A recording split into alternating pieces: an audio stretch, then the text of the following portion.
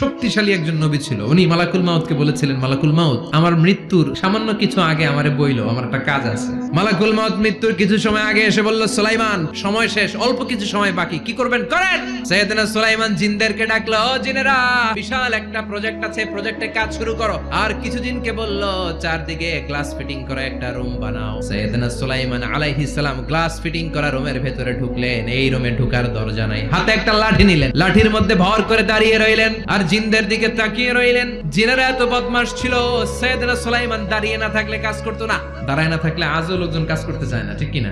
সুলাইমান আলাইহিস সালাম লাঠির মধ্যে ভর দিয়ে দাঁড়িয়ে রইলেন আর বললেন, কাজ করো। জিনেরাও কাজ শুরু করলো। ওদিকে মালাকুল মাউত এসে বলে, ও সুলাইমান সময় তো শেষ। সুলাইমান বলে, সমস্যা নাই, রূহ কবজ করো। মালাকুল মাউত ওইভাবে লাঠিতে ভর দেওয়া অবস্থায়, দাঁড়ানো অবস্থায় সাইয়েদনা সুলাইমান আলাইহিস সালামের রূহ কবজ করে নিলেন। উনি এমন ভাবে দাঁড়িয়েছেন, রূহ চলে গেল, লাশ হয়ে দাঁড়িয়ে রইলেন। লাঠির মধ্যে দাঁড়িয়ে আছেন, জমিনের মধ্যে লুটিয়ে পড়ে নাই। সুবহানাল্লাহ। জিনেরা মনে করছে বস দাঁড়ায় আছে, কাজ করতে হবে। করতে করতে পুরা প্রজেক্টের কাজ শেষ। ইন দ্য মিন টাইম ঝিঝি পোকা, উই পোকা সুলাইমান আলাইহিস সালাম লাঠির ভেতরে ঢুকে লাঠিও খেয়ে ফেলেছে। সাইয়েদনা সুলাইমান আলাইহিস সালাম ধপাস করে জমিনে পড়েছে। আর জিনেরা কয়, হায় হায়, খালি খালি কাম করছে এতদিন। সুবহানাল্লাহ কইবেন না?